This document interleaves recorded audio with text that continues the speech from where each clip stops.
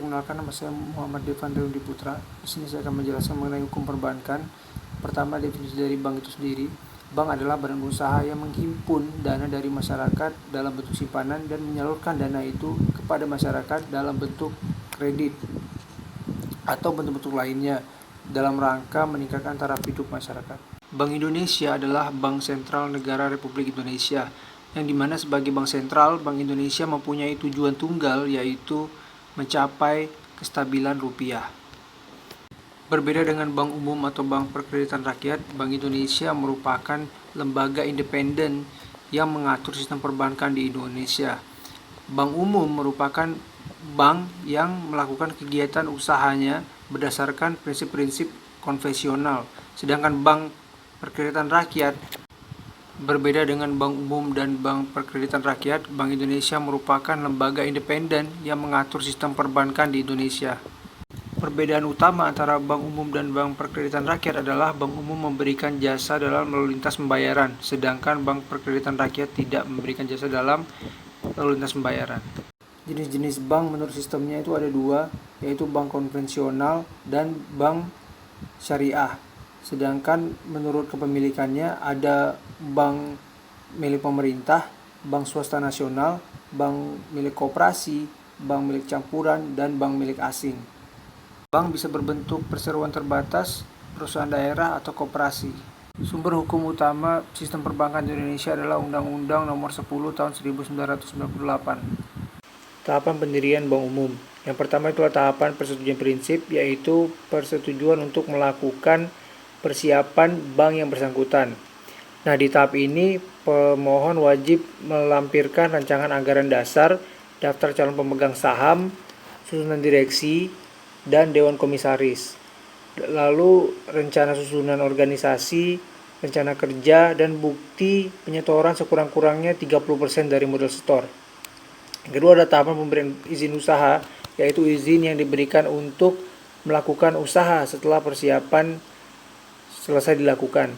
Nah, itu pemohon wajib menyampaikan laporan kesiapan pendirian bank dengan melampirkan anggaran dasar yang telah disetujui, yang telah disahkan, lalu daftar pemegang saham, susunan direksi dan dewan komisaris, susunan organisasi, dan bukti pelunasan seluruh modal.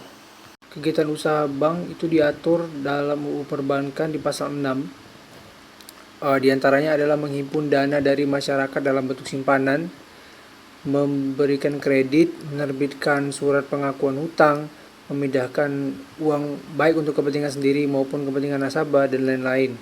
Kegiatan usaha yang dilarang untuk dilakukan oleh bank ada di pasal 10 dari UU Perbankan, yaitu melakukan penyertaan modal, kecuali sebagaimana dimaksud dalam pasal 7 huruf B dan C, lalu melakukan usaha perasuransian, dan juga melakukan usaha lain di luar kegiatan usaha sebagaimana dimaksud dalam pasal 6 dan 7.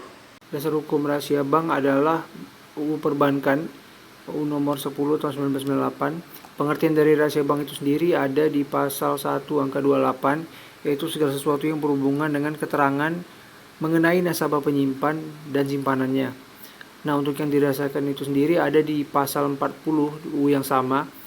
Dari nasabah penyimpan itu yang dirasakan adalah data diri, sedangkan dari simpanannya itu yang dirasakan adalah nominal dalam tabungan, nomor rekening, dan PIN.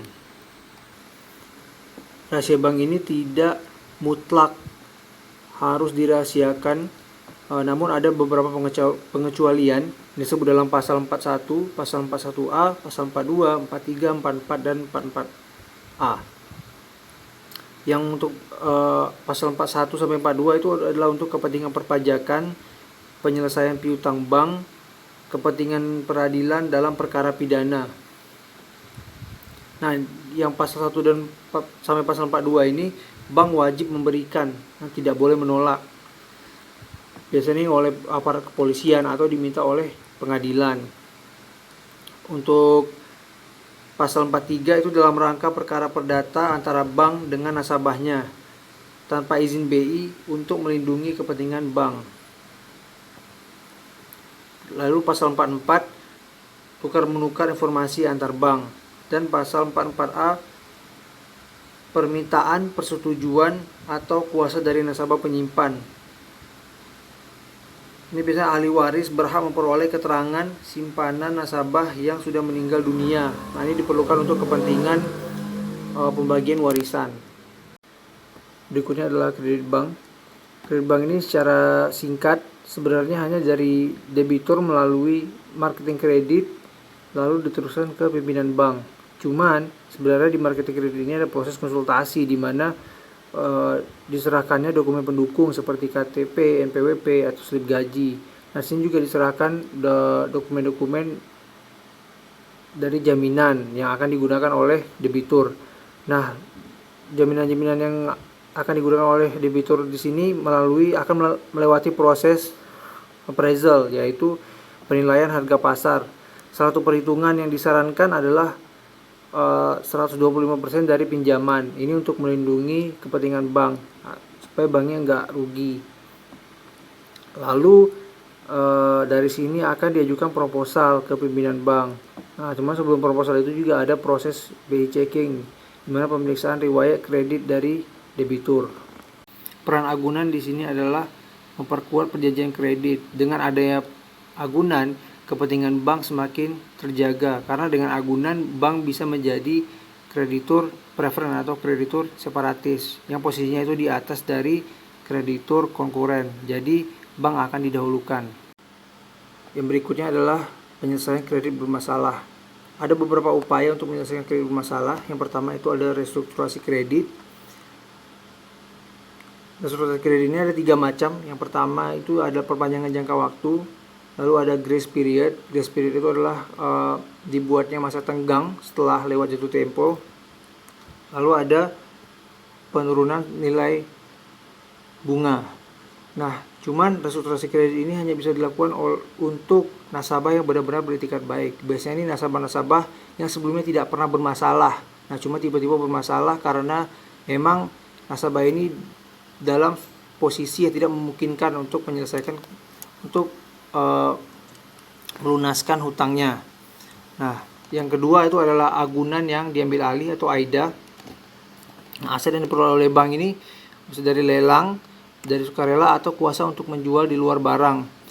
Nah, syaratnya ini harus mempunyai dokumen legal yang sah, lalu sesuai peraturan perundang-undangan memberikan hak preferen atau separatis kepada bank. Nah, jadi baik lagi tadi agunan ini memberikan bank hak preferen. Jadi bank di sini sebagai kreditur preferen atau kreditur separatis. Dan juga harus dilindungi oleh asuransi. Yang ketiga adalah eksekusi jaminan kebendaan. Nah, ini ada 4 lembaga jaminan. Yang pertama adalah gadai, diatur dari 1155 BW. Lalu ada hipotek, hak tanggungan, dan fidusia.